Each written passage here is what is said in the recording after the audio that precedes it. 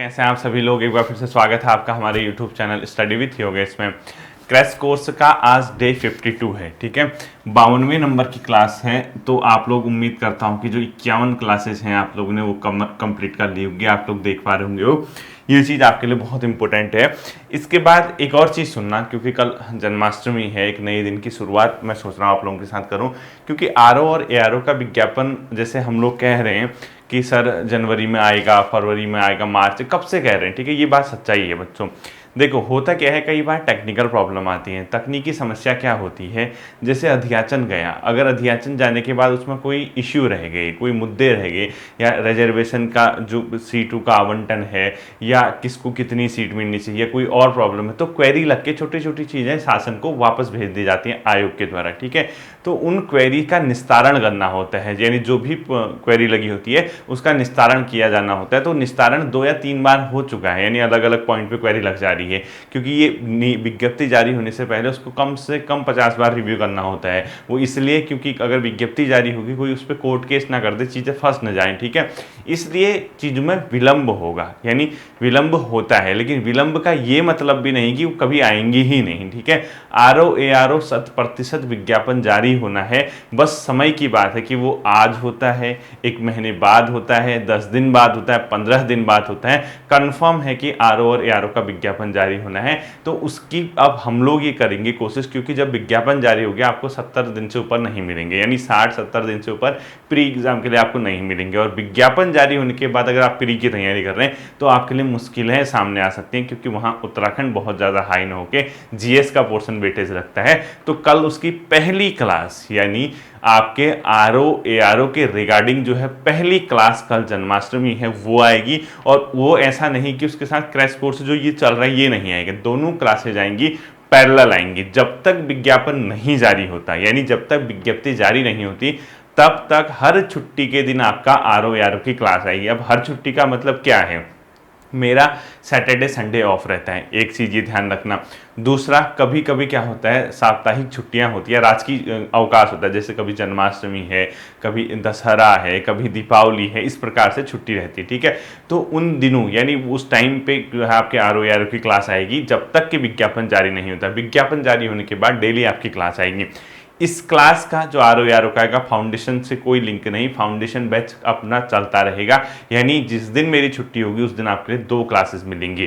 कहने का मतलब है दोनों का टाइम अलग अलग होगा। और एक चीज़ आपको ध्यान रखना है, जब तक विज्ञापन जारी नहीं होगा तब तक हमारी क्लास छुट्टी के दिन आएगी, यानी मेरी छुट्टी के दिन आएगी। उसके बाद आपकी जो क्लास होगी वो रेगुलर इंटरवल पे आपको मिलेगी, ठीक है। डे 52 के तहत आप लोग अगर जीएस वाला पोर्शन देख पा रहे हैं तो अगला क्वेश्चन लिखो। 1857 का जब विद्रोह हुआ था, आपको पता होगा ना, 1857 ऐसे लिखना। 1857 के विद्रोह के समय, 1857 के विद्रोह के समय, ठीक है, जब 1857 का रेवोल्यूशन हुआ था, तो भारत का गवर्नर कौन था? भारत का गवर्नर जनरल लिखो, लॉर्ड कैनिंग था। कौन था? Lord Canning. यानी 1857 के विद्रोह के समय भारत का गवर्नर कौन था? लॉर्ड कैनिंग था, ठीक है। ये आपका इंपॉर्टेंट क्वेश्चन रहता है, हमेशा के लिए इंपॉर्टेंट रहता है, ये बहुत इंपॉर्टेंट अपने आप में प्रश्न है, ठीक है। अब देखिए, जब 1857 ईस्वी की क्रांति हुई थी, कई इलाकों में उस क्रांति को दबाया गया। अंग्रेजों ने अपने अधिकारी, अपने सेनापति भेजे। तो आपका एग्जामिनर क्या करता है, वहां से क्वेश्चन पिक कर लेता है। वो ये जानता है कि 1857 का रेवोल्यूशन इनके सिलेबस में दिया है, इंपॉर्टेंट भी है, तो किस जगह पे किसने क्रांति को दबाया, इससे संबंधित क्वेश्चन आपको आना चाहिए, ठीक है। यानी आप लोग इस प्रकार से लिखो, यहां लिखो केंद्र, यानी केंद्र का मतलब विद्रोह का केंद्र, ठीक है, कहां पर विद्रोह हो रहा था। और यहां लिख दो दमन करता, यानी किसने उस विद्रोह को दमन किया, यानी उसको विद्रोह को दबाया था, ठीक है। केंद्र के तहत आपको सबसे पहले लिखना दिल्ली, यानी दिल्ली में जो 1857 का रेवोल्यूशन हुआ था। इसके अलावा दूसरा है कानपुर, ये कुछ इंपोर्टेंट जगह है, वहां मैं बता रहा हूं, ठीक है। तीसरा है आपका झांसी, एक लिख लो इलाहाबाद,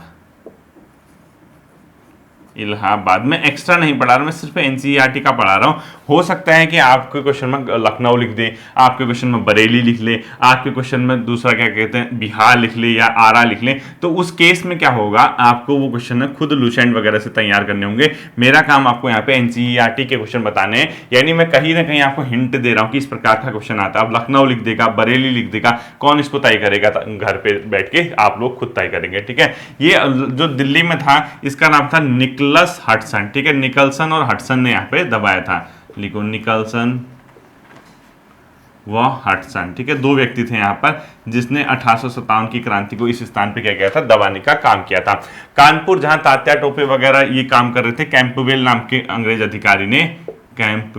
अंग्रेज अधिकारी ने इस विद्रोह को यहाँ दबाया था। इसी प्रकार से झांसी आता है, ह्यूरोज नाम का एक अंग्रेज अधिकारी था, ठीक है। ह्यूरोज, ये बहुत इंपॉर्टेंट है, इसमें सबसे ज्यादा ह्यूरोज, जो कि महारानी जो झांसी की रानी जो आपने सुना होगा, उनके साथ इनका क्या हुआ था, अपने आप में एक प्रकार से मतलब एक प्रकार से युद्ध टाइप का कह सकते हैं, ठीक है। और लास्ट में इलाहाबाद में कर्नल नील, इन लोगों ने क्या किया था, इस क्रांति को दबाने में महत्वपूर्ण भूमिका निभाई थी, यानी दमनकर्ता इस इलाके के ये हुआ करते थे, ठीक है। अब एक क्वेश्चन आता है, कालीघाट चित्रकला का संबंध किस राज्य से? लिखो कालीघाट चित्रकला, कालीघाट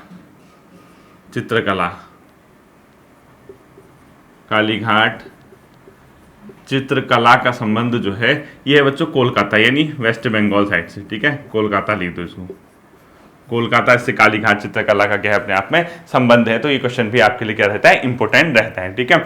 इसके बाद आता है भारत में रेलवे की शुरुआत को 1853 में। भारत में रेलवे की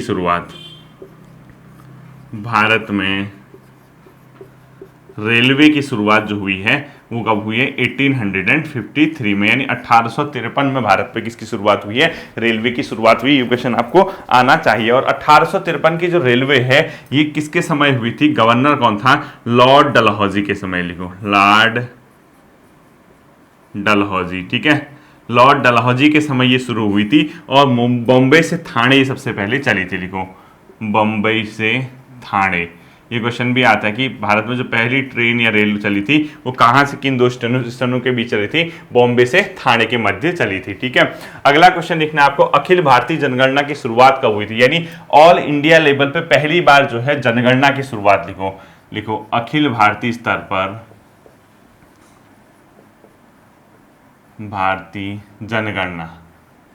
अखिल भारतीय जनगणना की शुरुआत, जनगणना सर्वप्रथम कब हुई थी लिखना है, ठीक है। जनगणना सर्वप्रथम कब हुई थी, लिखो सर्वप्रथम, यानी सबसे पहले भारत में जो जनगणना हुई थी, जनगणना सर्वप्रथम ये हुई थी 1872 में, 1872 में। उस समय गवर्नर हुआ करते थे, यानी वाइसराय हुआ करते थे लॉर्ड मेयो, ठीक है। ये हुई थी सबसे पहले 1872 में। उसके बाद क्या किया बच्चों, जो रेगुलर इंटरवल पे आपके क्या होते हैं, जनगणना के आंकड़े निकलते हैं। रेगुलर इंटरवल का क्या मतलब है, आपने देखा होगा कि हर 10 साल के अंतर्गत आपके क्या निकलती है, एक प्रकार के जनगणना से संबंधित आंकड़े निकलते हैं। तो निरंतर अंतराल पर जनगणना लिखो, यानी आपको अगला क्वेश्चन लिखना है, मतलब 10 की जनगणना नियमित रूप से शुरू हुई थी, ऐसे लिखो 10 की जनगणना नियमित रूप से कब से हुई थी, 1881 से, यानी 1881 में जब वायसराय लॉर्ड रिपन हुआ करते थे, तब से क्या हुई थी भारत में जो दशकीय जनगणना है, यानी हर 10 साल में, क्योंकि इसीलिए आपने देखा होगा ना, जब भी जनगणना होती है उसके पीछे 10-10 दिन, 2001, 2011, 2021, 2031, 2041, 1991, 1981, हर के पीछे 1-1 लगा होगा। तो इसीलिए हर 10 साल पे यहाँ पे रेगुलर इंटरवल पे, दोनों क्वेश्चन में कंफ्यूज मत होना, ये नियमित रूप से हुई थी और ये सिर्फ एक प्रकार का एक्सपेरिमेंट है, पहली बार जनगणना का, ठीक है। दोनों क्वेश्चन आपके दिमाग में रहने चाहिए। इसके बाद आपको एक और चीज आनी चाहिए कि जो अलग अलग स्थानों पे इन लोगों ने अपने आप में क्या खोला था, एक फैक्ट्री खोली थी, ठीक है। किसने, ब्रिटिश या यूरोपियन ने, ऐसे लिखो कारखाना, ये लिख दो संस्थापक, ठीक है। यानी किस स्थान पर किसने कारखाना खोला था ये आपको पता होना चाहिए, ठीक है।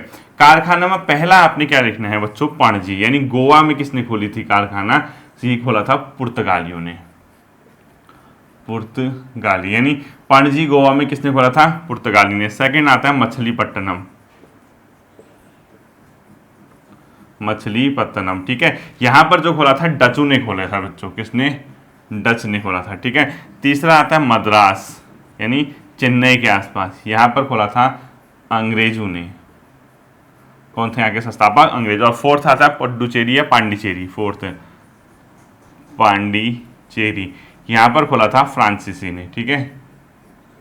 फ्रांसिस जो थे, यानी फ्रांसिस जो यहाँ पर थे उन्होंने खोला था, और इनकी स्थापना है 1510-1605, यानी पणजी में जो खोला गया था 1510 में, डचू ने खोला था 1605 ईस्वी में। इसी प्रकार से मद्रास में जो अंग्रेजों ने खोला था 1639 में, और वो 1673 में, ठीक है। 1639 में और 1673 में। ये किसके द्वारा ओपन किए गए थे? जो अपने आप में कारखाने हैं, ये जो यूरोपीय भारत में आए थे इनके द्वारा, ठीक है। अगला लिखो, सर्वे ऑफ इंडिया का गठन कब हुआ था? यानी सर्वे ऑफ इंडिया यानी भारतीय सर्वेक्षण विभाग, यानी सर्वे ऑफ इंडिया का गठन लिखो, सर्वे ऑफ इंडिया, इसका गठन हुआ था 1767, यानी 1667 में किसका गठन किया गया था? सर्वे ऑफ इंडिया का गठन किया गया था, ठीक है। और ये नक्शे वक्शे बनाने का अपने आप में यही, यानी भारतीय सर्वेक्षण इसको बोला जाता है। नेक्स्ट लिखना है आपको, फोर्ट सेंट जॉर्ज किला कहाँ पर स्थित है? मद्रास में। अगला लिखो, फोर्ट सेंट जॉर्ज किला, यही लिख दो, फोर्ट सेंट जॉर्ज किला, सेंट जॉर्ज किला, ये कहाँ है? मद्रास में। फोर्ट सेंट जॉर्ज किला कहाँ पर स्थित है? मद्रास में अवस्थित है, ठीक है। ये क्वेश्चन भी आपको पता होना चाहिए। इसके बाद फोर्ट विलियम किला आपको पता होगा, वो कलकत्ता में, फोर्ट विलियम किला ना, पता होगा तो, फोर्ट विलियम किला ये कहाँ है? कलकत्ता में। फोर्ट विलियम किला कहाँ पर अवस्थित है? कलकत्ता में अवस्थित है। इसके बाद अगला आता है, राइटर्स बिल्डिंग कहाँ स्थित है? ये भी कलकत्ता में, सब अंग्रेजों के द्वारा बनाई गई, ठीक है। राइटर्स बिल्डिंग, राइटर्स बिल्डिंग लिख लो, राइटर्स बिल्डिंग कहाँ अवस्थित है?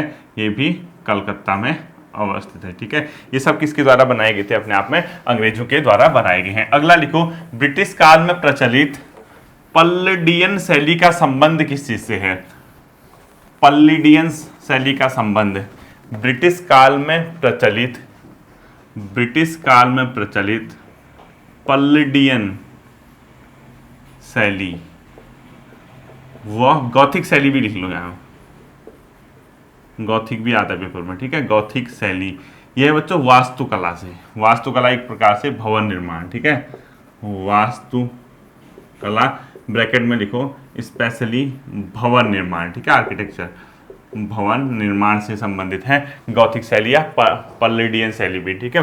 नेक्स्ट क्वेश्चन लिखना है आपको, विनोदिनी दासी का संबंध किस चीज से है? वैसे इतना इंपोर्टेंट तो नहीं है, आप छोड़ दीजिए। भारत में अंग्रेजी कंपनी की व्यापारिक गतिविधियों का प्रथम केंद्र लिखो। भारत में अंग्रेजी व्यापारिक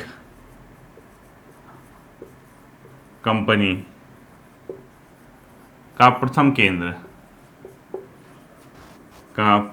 केंद्र, ठीक है। मुख्यतः ये कहाँ पर अपने आप को स्टैब्लिश किए? सूरत में, ठीक है। सूरत इनके व्यापारिक गतिविधि का प्रथम केंद्र माना जाता है, किसका? अंग्रेजों का, यानी अंग्रेजी कंपनी की व्यापारिक गतिविधियों का, अंग्रेजी व्यापारिक कंपनी का प्रथम केंद्र, यानी व्यापारिक गतिविधियों का लिख दो, व्यापारिक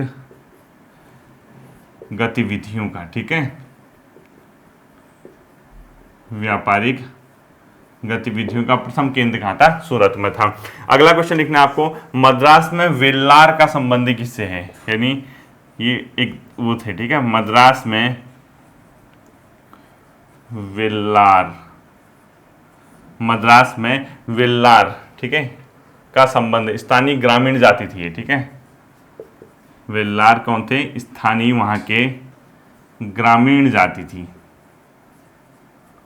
स्थानीय ग्रामीण जाति से इसका क्या था? संबंध था। कौन? वेल्लार होते थे। अगला लिखना है आपको, एक मोस्ट इंपोर्टेंट क्वेश्चन लिखना है आपको, बॉम्बे, मद्रास और कलकत्ता में विश्वविद्यालयों की स्थापना लिखो। बॉम्बे, मद्रास प्लस कोलकाता में विश्वविद्यालयों की स्थापना, ठीक है, बहुत इंपॉर्टेंट है। विश्वविद्यालयों की स्थापना हुई थी 1857 में, 1857 में इसकी स्थापना हुई थी, ठीक है। ये बहुत इंपॉर्टेंट है। अगला क्वेश्चन लिखना है, पहली स्पनिंग व्हील और वीइंग मिल की स्थापना बॉम्बे में। अगर आपको वैसे छोड़ दीजिए, इतना इंपॉर्टेंट क्वेश्चन नहीं, ये वाला क्वेश्चन ठीक है। बॉम्बे, मद्रास और कोलकाता में विश्वविद्यालयों की स्थापना कब हुई थी? 1857 में। ये भी बहुत ज़्यादा आपका पेपर में पूछा गया है और पूछ भी सकता है, ठीक है, ऐसा नहीं कि वो पूछेगा नहीं, इस प्रकार का भी मत सोचना।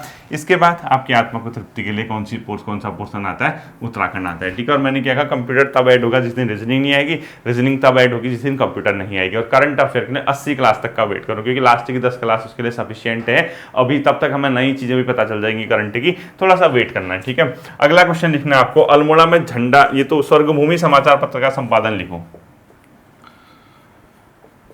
स्वर्गभूमि समाचार पत्र का संपादन।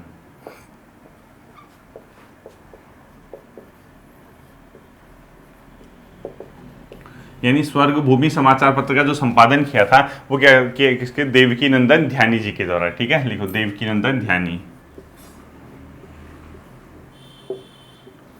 देवकी नंदन ध्यानी जी के द्वारा क्या किया गया था? स्वर्गभूमि नामक समाचार पत्र का संपादन किया गया था, ठीक है। अगला लिखना है आपको, पताका नामक साप्ताहिक पत्र का प्रकाशन कब हुआ था? ये 1934 में, हल्द्वानी लिख दो इसको, ठीक है, 1934 में हल्द्वानी से हुआ था ये। अगला लिखो आपको, पताका नामक साप्ताहिक पत्र का प्रकाशन, पताका नामक साप्ताहिक मतलब वीकली आता था, ठीक है, जो साप्ताहिक पत्र का संपादन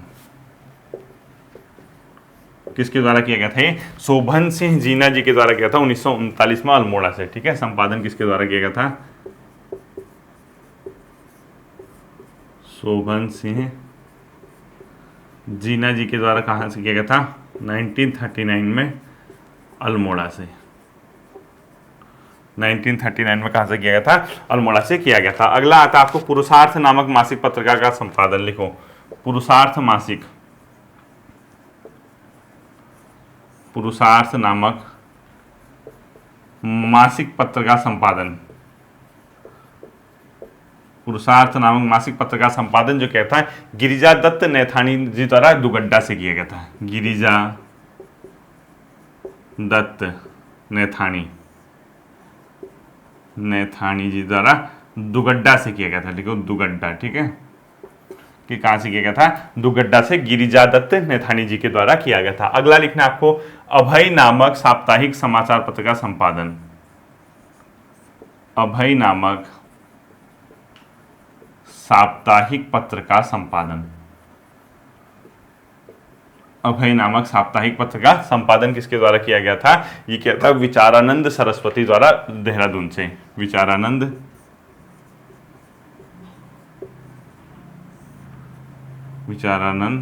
सरस्वती द्वारा कहां से किया गया था? देहरादून लिख दो ब्रैकेट में, देहरादून से विचारानंद सरस्वती के द्वारा किसका किया गया था? अभय नामक साप्ताहिक पत्र का संपादन। 1922 भी लिख देना ब्रैकेट में, ठीक है, 1922 लिख दो ब्रैकेट में, 1922 लिख देना, ठीक है। इसके बाद अगला आता है आपका, प्रजाबंधु नामक समाचार पत्र का प्रकाशन जयदत्त वेला द्वारा, लिखो प्रजाबंधु नामक पत्र का संपादन, प्रजाबंधु नामक पत्र का संपादन जयदत्त वेला जी के द्वारा किया गया था, जयदत्त वेला जी के द्वारा क्या किया गया था? प्रजाबंधु पत्र का संपादन किया गया था, ठीक है। अगला लिखना आपको, पर्वतीय विकास परिषद का गठन, पर्वतीय विकास परिषद का गठन लिखो, कब हुआ था? 1969 में हुआ था, ठीक है। कुमाऊं राष्ट्रीय मोर्चा का गठन लिखो, कुमाऊं राष्ट्रीय मोर्चा का गठन जो हुआ था, ये हुआ था 1970 में, ब्रैकेट में लिख दो पीसी जोशी के द्वारा, ठीक है, यानी इसका किसके द्वारा किया गया था? पीसी जोशी, पीसी जोशी जी के द्वारा कुमाऊं राष्ट्रीय मोर्चा का गठन हुआ था, ठीक है। अगला आता है आपको, उत्तरांचल परिषद का गठन लिखो, उत्तरांचल परिषद का गठन लिखो 1972 में, यानी 1972 में हुआ था। कहां से हुआ था? कहां पे हुआ था? नैनीताल में। देख लिया अगला, लिख देना है, ठीक है। कहाँ क्या लिखोगे इसके ब्रैकेट में, नैनीताल लिखोगे। इसके बाद जो अगला आता है आपको उत्तरांचल संयुक्त संघर्ष समिति का गठन लिखो। एक लिखो उत्तराखंड युवा परिषद का गठन, पहले उत्तराखंड युवा परिषद या उत्तरांचल युवा परिषद, ठीक है। ये भी बहुत इंपॉर्टेंट है।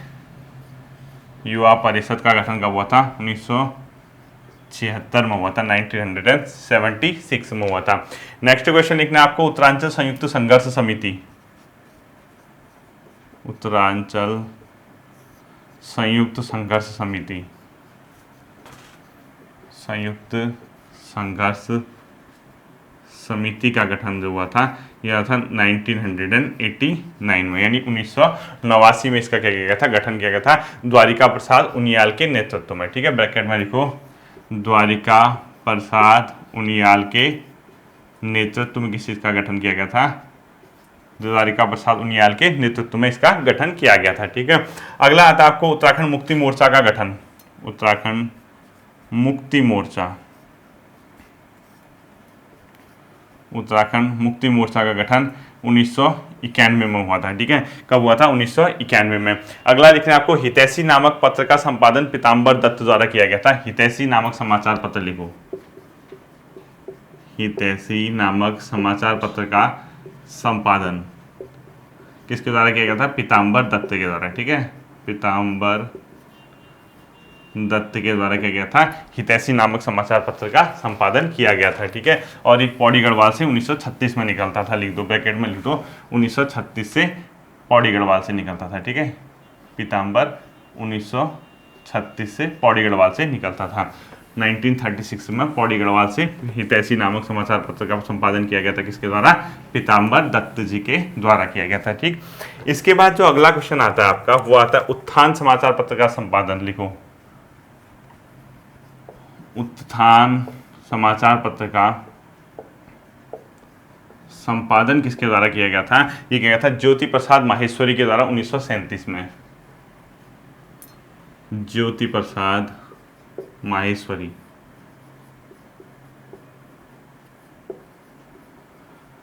माहेश्वरी के द्वारा किया गया था, कब, 1937 में, ठीक है। ज्योति प्रसाद माहेश्वरी के द्वारा 1937 में किया गया था। अगला उत्तराखंड क्रांति दल का गठन लिखो, यूकेडी। उत्तराखंड क्रांति दल का गठन कब हुआ था, ये हुआ था 1979, यानी 24 से 25 जुलाई 1979। कहाँ हुआ था, मसूरी में हुआ था, ठीक है। कहाँ हुआ था ये, मसूरी में उत्तराखंड क्रांति दल का गठन किया गया था। इसके बाद अगला आता है आपका त्रिवेंद्र पवार द्वारा संसद में पत्र बम कब फेंका गया था, त्रिवेंद्र पवार द्वारा संसद में पत्र बम कब फेंका गया था, ये फेंका गया था बच्चों 23 अप्रैल 1987 को, ठीक है। लिखो 23 अप्रैल 1987 को, यानी 23 अप्रैल 1987 को त्रिवेंद्र पवार के द्वारा संसद में क्या फेंका गया था, एक अपने आप में पत्र बम फेंका गया था, ठीक है। ये था आपका आज का उत्तराखंड वाला पोर्शन। अब देखना है इसके बाद जो अगला सेशन आता है वो आता है आपका रीजनिंग वाला सेशन, जो कैलेंडर चल रहा है। मैंने आपसे कहा कि कैलेंडर लगभग 3 दिन चलेगा, यानी 3 से 4 दिन चल सकता है, और उसको आपने बारीकी से सीखना है। जैसे मैंने कल आपको बताया था कैलेंडर के क्वेश्चन, मैंने सिर्फ आपको ये चीज़ बताई थी, आपको जो क्वेश्चन दिया है जहां से शुरू हो रहा है वहां से जहां तक क्वेश्चन है उसके बीच कितने दिन हैं, यानी वो डे आप एक एक करके काउंट करोगे बहुत लेंदी चला जाएगा, इसलिए मंथ आपको, यानी 3-2 का कॉन्सेप्ट है, बस जुलाई और अगस्त में 3 लेना है कोड। जहां से क्वेश्चन शुरू हो रहा है वहां उस मंथ में ये देखना कि अब कितने बचे हुए दिन हैं, ध्यान से सुनना, अब कितने बचे हुए दिन है उसको 7 से डिवाइड करके रिमाइंडर, और जहां जिस मंथ का पूछ रहा है वहां जो मंथ दिया हुआ है जितनी तारीख तक दिया है उसको 7 से डिवाइड करके रिमाइंडर, बाकी ओवरऑल को 7 से डिवाइड करके जो आएगा उसका हम रिमाइंडर जो आएगा उसमें डे पे जोड़ देंगे, ठीक है। अब देखो इसी प्रकार से बाई चांस क्वेश्चन आता है आपका क्वेश्चन क्या आ गया, देखो क्वेश्चन लिखो। आपसे पूछा कि 11 मार्च 2011 को मंगलवार था, 2011 को क्या था, मंगलवार था, ये क्वेश्चन पूछ दिया, ठीक है। और उसने पूछा 11 नवंबर 2011 को क्या होगा, 11 नवंबर 2011 को क्या होगा, ये क्वेश्चन पूछ दिया। अब आपने सीधे दिमाग लगाना है, आपने कहा यार मुझे क्या करना है, यहां से यहां तक कितने दिन होते हैं, यानी ऐसे क्वेश्चन जाना है, उसको मैं 7 से डिवाइड कर दूं, जो रिमाइंडर आएगा यानी शेषफल बचेगा उसको मंगलवार में उतने दिन आगे बढ़ जाऊं। लेकिन कैसे काउंट करोगे, तो हमें क्वेश्चन कहां से शुरू हो रहा, मार्च से शुरू हो, और मार्च क्या है 11 मार्च, यानी हमने क्या करना है 11 मार्च 2011 से शुरू करना है, 20 में मंथ आएंगे और हमने कहां जाना है 11 नवंबर इसी साल 2011 तक, ठीक है। अब मार्च वाला कॉन्सेप्ट छोड़ दो, सबसे पहले हमने मार्च से आगे, अब मार्च में कितने दिन बचे मुझे बताओ, मार्च कितनी जाती 31 जाती, तो 11 दिन तो ये हमारे क्वेश्चन का हिस्सा है ही नहीं, हमने तो 11 मार्च से आगे बढ़ना है, तो हमारे पास कितने दिन बचे 20 दिन बचे, मैंने मार्च से कितने दिन बचे 20 दिन बचे। अब 20 को 7 से डिवाइड करो तो आप 7 2 जा 14, ठीक है, और कितने रिमाइंडर बचेगा 6 से शेषफल बचेगा ना, तो अगर 20 दिन बचे 11 मार्च से काउंट करोगे, मार्च का महीना 31 जाता है, 11 दिन तो हमारे क्वेश्चन का हिस्सा है ही नहीं, 11 मार्च से आगे बढ़ना है, तो कितने दिन बचे 20 दिन बचे, 20 को 7 से डिवाइड करो 6 रिमाइंडर आएगा मार्च से, ठीक है। बाकी आपके अप्रैल के आपको कोड पता है, अप्रैल का कोड कितना होता है आप जानते हैं 2, मई का 3, जून का 2, जुलाई का 3, अगस्त का 3, सितंबर का 2, अक्टूबर का 3। अब आता है आपका नवंबर, नवंबर का क्या है कितने तारीख तक का है 11 नवंबर, यानी हमारा क्वेश्चन 11 तारीख तक ही है, 11 से आगे हमें जाना ही नहीं, 11 तक ही हमारा क्वेश्चन दिया है, तो 11 को 7 से डिवाइड करोगे तो कितना रिमाइंडर आएगा आपका 4 रिमाइंडर आएगा, ठीक है। ओवरऑल को किससे डिवाइड कर दोगे 7 से डिवाइड कर दोगे, तो जोड़ो जल्दी कितना होगा 6 में से 2 8, 8 में 3 जोड़ो कितना हो जाएगा 11, 11 में 2 जोड़ो 13, 13 में 3 जोड़ो 16, 16 में 3 19, फिर 21, 21 में 3 जोड़ो आप 24, 28, 28 को 7 से डिवाइड कर दो, कितना रिमाइंडर बचा 0 रिमाइंडर बचा, यानी इसमें आप मंगलवार है, मंगलवार में 0 दिन जोड़ोगे तो आंसर क्या आ जाएगा मंगलवार आ जाएगा, ठीक है। सिंपल सा तो है, देखो इस प्रकार से इसको करना है, ठीक है, यानी आपका आंसर क्या आ जाएगा मंगलवार है। बस प्रैक्टिस पे बात है, आप एक बार इसको फटाफट करना सीख जाओगे तो आपके लिए बहुत क्या हो जाएगा आसान हो जाएगा। इसी प्रकार से एक क्वेश्चन और देखो, ऐसे क्वेश्चन दे दिया उसने कहा चल भाई बता 12 फरवरी 2012 को मंगल था, को मंगलवार था ऐसा कह दिया, ठीक है, और उसने क्वेश्चन पूछ दिया 15 सितंबर 2012 को क्या होगा, 15 सितंबर 2012 को क्या होगा, ये क्वेश्चन पूछा ना। अब आपको पता है क्वेश्चन कहाँ से शुरू हो रहा फरवरी महीने से, यानी कितने तारीख से 12। अब फरवरी में कितने दिन बचे, देखो ये कौन सा ईयर है लीप ईयर है, 4 से डिवाइड हो जाता है, लीप ईयर में फरवरी कितनी जाती है 29 जाती है, तो 29 जाती तो हमारा 12 तारीख से आगे के दिन गिनने, तो 29 में से 12 माइनस करो कितना बचा आपका 17, 17 को 7 से डिवाइड करो कितना रिमाइंडर आएगा 3, यानी फरवरी से आपका कितना आ गया 3, मार्च आप जानते हैं, अप्रैल आप जानते हैं, मई आप जानते हैं, जून आप जानते हैं, जुलाई आपको पता है, अगस्त आपको पता है, सितंबर। सितंबर में हमारा क्वेश्चन कहाँ तक है 15, 15 से आगे हमने जाना ही नहीं है, 15 को 7 से डिवाइड करो कितना रिमाइंडर आएगा 1 रिमाइंडर आएगा, 7 2 14 होता है, ठीक है, डिवाइड कर दो इसको 7 से कर दो, 3 3 6, 6 2 8, 3 11, 13, 13 में 3 16, 16 में 3 19, 19 1 20, 20 को 7 से डिवाइड कर दो कितना रिमाइंडर आएगा 6 रिमाइंडर आएगा। इस 6 को किस में जोड़ दोगे मंगलवार में, मंगलवार में प्लस 6 करो, फिर दोबारा क्या होता है सोमवार आ जाएगा, यानी आपका आंसर क्या आ जाएगा सोमवार आ जाएगा, ठीक है। बहुत सिंपल होता है चीजें, अगर आप एक बार इसको ढंग से सीख जाएं तो बहुत नॉर्मली आप इन क्वेश्चनों को इजीली क्या कर पाओगे सॉल्व कर पाओगे, हर टाइप के क्वेश्चन हम इस पर देखेंगे, ठीक है। अब एक चीज आपको ध्यान रखना है, नोट करके लिखो, नोट, ये तो इजी क्वेश्चन था, ठीक है, नोट करके लिखो, सामान्य वर्ष का कोड कितना होता है, देखो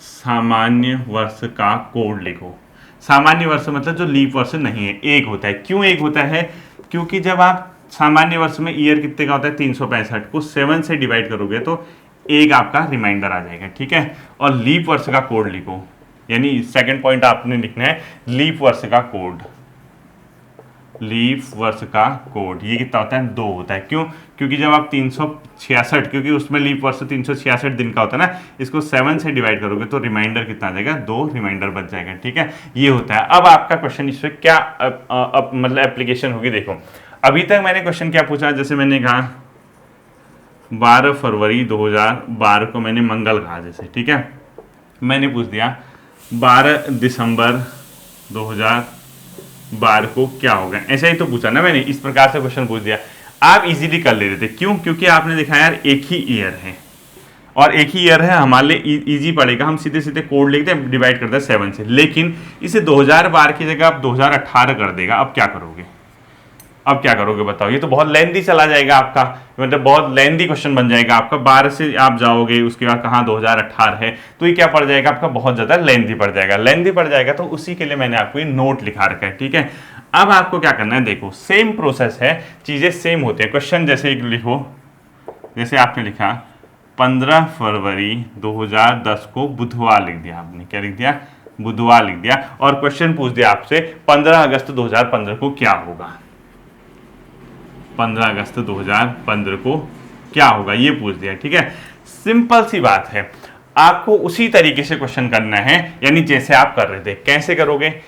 इसमें आप इससे पहले वाला जो क्वेश्चन है इसको वैसे ही ले जाओगे, इसको भी वैसे ही ले जाओगे, लेकिन इसके जो बीच के ईयर हैं उनके कोड मैंने लिख दिए हैं। अब आप इजीली जानते हैं 2010 के बाद कौन सा ईयर आएगा? 2011, फिर 2012, फिर 2013, फिर 2014 और लास्ट में 2015 तो हमारा क्वेश्चन का हिस्सा है ही है। लेकिन 2015 भी कहाँ तक है? 15 अगस्त तक, ठीक है। यानी देखो 15 अगस्त 2015 ये हमारे क्वेश्चन का हिस्सा है। और हमारा क्वेश्चन शुरू कहाँ से हो रहा है? 15 फरवरी 2010 से हमारा क्वेश्चन शुरू हो रहा है। ऐसा ही तो है ना। अब आपको पता है, मैंने बताया था कि सामान्य वर्ष का कोड 1 होता है, लीप वर्ष का 2 होता है। सामान्य वर्ष किसको कहते हैं? जो 4 से डिवाइड नहीं होता। तो इस वाले वर्ष को सामान्य वर्ष बोलेंगे, इसको लीप वर्ष है, बाकी सब सामान्य, हर 4 साल में रिपीट होता है ना। ये हमने कोड लिख दिए बच्चों, ये तो जोड़ने ही जोड़ने हैं, ठीक है। ये कोड हो गए। अब सिंपल से, ये तो आपको पता ही है, अभी तक यही तो कर रहे थे आप। ये कैसे कर रहे थे आपको पता है, आपने कैसे किया था बताओ। 15 फरवरी से हमारा क्वेश्चन शुरू हो रहा है, यानी फरवरी 2010 है तो कितनी जाएगी? 28 जाएगी, क्योंकि लीप वर्ष नहीं है। तो कितने दिन बचे? 15, 10, 25, 26, 27, 28, 13 दिन बचे ना। फरवरी के 13 दिन तो बचे इस वाले मंथ में, ठीक है। 13 को अगर 7 से डिवाइड करोगे, रिमाइंडर कितना आएगा? 6 आएगा, ठीक है। तो 15 फरवरी से 6 रिमाइंडर निकाल दिया आपने बाहर। अब आप सीधे चले जाओ कहाँ तक? दिसंबर तक, कोई दिक्कत नहीं है। 6 रिमाइंडर आपने यहाँ से लिया, मार्च का, अप्रैल, मई, जून, जुलाई, अगस्त, सितंबर, नीचे लिख दिया हमने अक्टूबर, नवंबर और दिसंबर। इस साल का हमारा काम हो गया। अब हमारा क्वेश्चन कहाँ तक जा रहा है? एंड, ये बीच के हमने सब लिख लिए हैं। लास्ट 15 अगस्त तक जा रहा है। 15 अगस्त कौन सा? 2015। अब 2015 वाले ईयर में कैसा है? नॉर्मल है, लीप है, नॉर्मल है। तो 15 अगस्त तक 2014 तक कंप्लीट हो गया। 2014 क्या? 2015 कहाँ से शुरू करोगे? जनवरी से शुरू करोगे। तो जनवरी का कोड 3, फरवरी का कितने लिखोगे? क्योंकि लीप ईयर नहीं है, नॉर्मल ईयर है तो 0, मार्च 3, अप्रैल 2, मई 3, जून 2, जुलाई 3 और अगस्त कितना चला जाएगा? क्योंकि 15 अगस्त तक का ही है, तो 7 से 15 को डिवाइड करोगे तो 1 आएगा, ठीक है। और इन सब को डिवाइड कर दोगे आप किससे?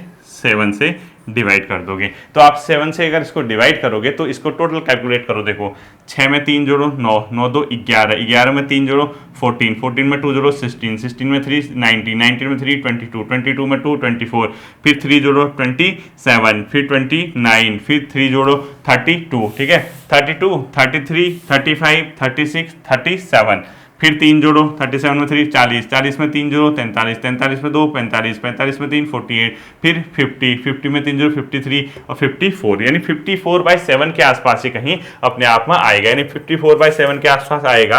यानी अगर आप कैलकुलेट, हो सकता है कि आगे पीछे हो रहा हो, ठीक है। कैलकुलेशन में मत जाना कि अब देखो ये क्या होता है कि क्वेश्चन करते समय कैलकुलेशन आगे पीछे हो सकती है। 54 आएगा, 56 आएगा, इस टाइप से आएगा। उसको आप किससे डिवाइड कर दोगे? 7 से डिवाइड कर दोगे। 7 से डिवाइड करोगे, जो रिमाइंडर आएगा आप उसमें क्या कर दोगे? उतना जोड़ दोगे, ठीक है। अब इस क्वेश्चन को आंसर खुद ही आप लोग निकाल लेना। अब देखना कैलकुलेशन आगे पीछे हो सकती है, पॉसिबल है कि क्वेश्चन क्या हो, कैलकुलेशन क्या हो रही है, आगे पीछे हो रही है। मैं इसको एक बार बना के ही दिखाता हूं अब, ठीक है। अब देखो, अब इजीली मैं आपको समझा रहा था, अब बना के दिखाता हूं कैसे करना है। देखो 15 फरवरी को बुधवार है, ठीक है। आप कहां से काउंट करोगे? बीच के लीप ईयर आपको कोड पता है, आपको 2010 है, 15 तारीख तक का आपका क्वेश्चन नहीं है। आपका कहां से बचेगा? 28 में से 15 कम करो, कितने दिन बचे? 15 10 25, मतलब 28 में 15 को कम माइनस करोगे तो कितना आ जाएगा? 18 में 18 में 5 कम किया 13 डेज बचा। 7 को 13 से आप क्या करोगे? डिवाइड करोगे। कितना रिमाइंडर आएगा? 6, यानी फरवरी का 6, मार्च, अप्रैल, मई, जून, जुलाई, अगस्त, सितंबर, अक्टूबर, नवंबर, दिसंबर, ये हो गया इस साल का पूरा। अब देखो 2010 के बाद 2011 कैसा है, नॉर्मल ईयर है एक, 2012 क्या है, लीप है, 2013 नॉर्मल, 2014 नॉर्मल, 2015 हमारा क्वेश्चन का हिस्सा है। जनवरी का कोड बताओ 3, फरवरी का बताओ कितना का, 2015 का नॉर्मल है तो 0, मार्च 3, अप्रैल 2, मई 3, जून 2, जुलाई 3 और अगस्त कितना आ जाएगा, 1 आ जाएगा, क्योंकि 15 को 7 से डिवाइड करोगे तो 1 रिमाइंडर आएगा। इस सब को किससे डिवाइड कर दोगे, 7 से आप लोग डिवाइड करोगे। अब कैलकुलेट करो, 6 में 3 जोड़ो 9, 2 11, 11 में 3 जोड़ो 14, फिर 16, 16 में 19, फिर 22, 22, 24, 27, 29, 32, 33, 35, 36, 37, 30, 40, 43, 45, 48, 50, 53, 54, 54/7, ठीक है, वही आ रहा 54/7। 54 को 7 से डिवाइड करो तो कितना आता, 7 7 50, यानी 5 क्या आ गया, रिमाइंडर आएगा। 5 रिमाइंडर आएगा तो ये कौन सा था क्वेश्चन, कहाँ है, बुधवार। बुधवार में क्या कर दोगे, 5 दिन जोड़ दोगे, ठीक है, तो क्या आ जाएगा, सोमवार। आंसर क्या आ जाएगा आपका, सोमवार आ जाएगा। तो ये है ना इजी, बहुत ज़्यादा टफ तो है नहीं, आप इसको आगे पीछे कुछ भी कर लोगे, ठीक है। और इसी प्रकार से एक अंतिम क्वेश्चन देखो कैसे बनाना है इसको, ठीक है। एक लास्ट क्वेश्चन देखो आज का, उसके बाद हम इसके अगला टाइप देखेंगे नेक्स्ट क्लास में। ये धीरे धीरे सीखने वाली चीज़ है, कोई बड़ी बात नहीं है, ठीक है। जैसे ऐसे पूछ दिया, 17 नवंबर को सोमवार था, ठीक है, तो 17 मई को क्या होगा, यानी आप इसने उल्टा पूछ दिया, यानी 17 नवंबर को सोमवार दिया, 17 मई को क्या होगा ये पूछ दिया, ना कोई ईयर दे रखा है ना कुछ दिया है, ठीक है।